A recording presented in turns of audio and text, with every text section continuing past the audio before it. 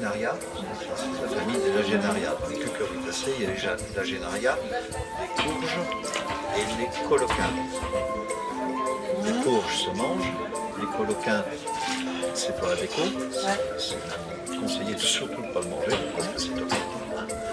Et les gourdes, les Lagenaria, c'est ce qui se transforme en bois. Et donc là, t'as que des Lagenaria? Donc là, il n'y a que des Lagenaria. D'accord, donc ça se mange pas. Ça se mange quand le fruit est naissant.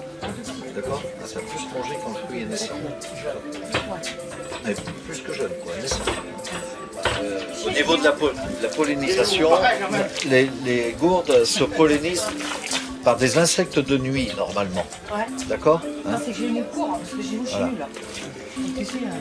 Et nous qui faisons de la conservation, parce qu'on est là pour ça, pour montrer une collection, voilà. on fait de la pollinisation contrôlée. D'accord? Et qu'on ferme les fleurs avant qu'elles soient fécondées. D'accord? On ouvre la fleur lorsqu'il y a une fleur mâle de la même variété. Et on rapproche les étamines du pistil de la fleur du femelle, d'accord, et on referme la fleur pour pouvoir être sûr qu'elle ne soit pas contaminée par d'autres pollens. D'accord?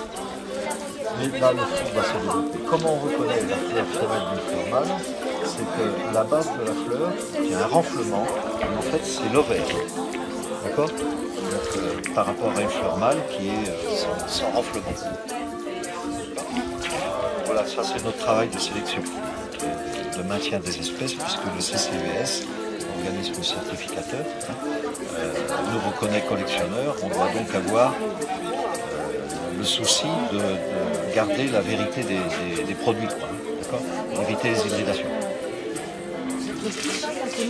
Alors ça se mange pas, sauf au départ, je te dis.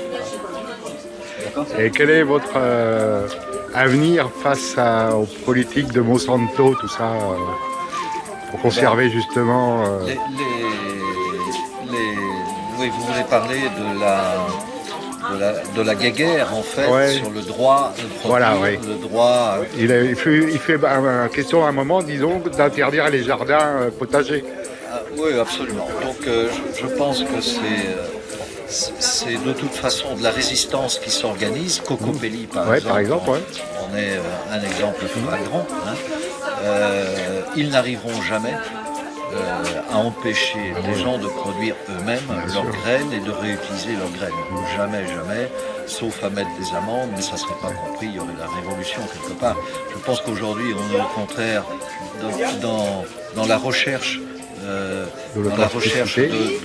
produits vrais, de produits non traités, de la recherche des produits d'origine, parce qu'il y a plus de saveur, il y a plus de couleurs, il y a plus d'originalité.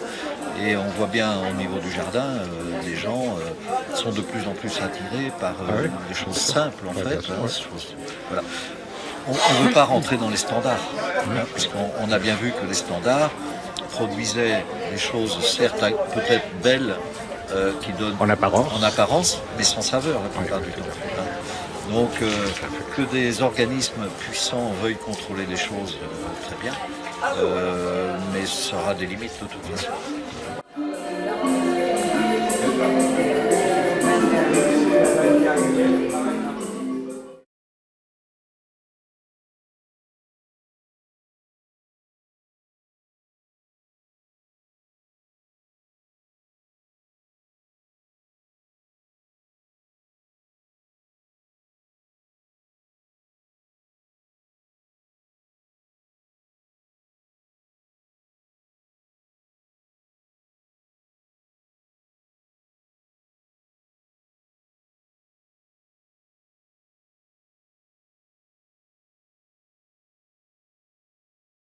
Cellules, et ces microcellules échangent leurs produits, enfin le contenu, par osmose. Et là, il se trouve que quand elle reçoit le déclic d'agression, en quelque sorte, c'est soit l'eau qui tombe brutalement, soit des insectes, soit des animaux qui passent, ou le vent fort, eh bien, ce qui se passe, c'est que les cellules dans le prolongement ici du pétiole, la nervure qu'il y a au milieu là, et le pétiole ici, à cet endroit-là, il y a des cellules donc là qui vont se vider l'euro dans les cellules voisines. Et les cellules assis appauvries en eau se replient. Et en fait, c'est la technique, tu vois. Donc ici, par exemple, ça va se plier. D'accord? Tu vois?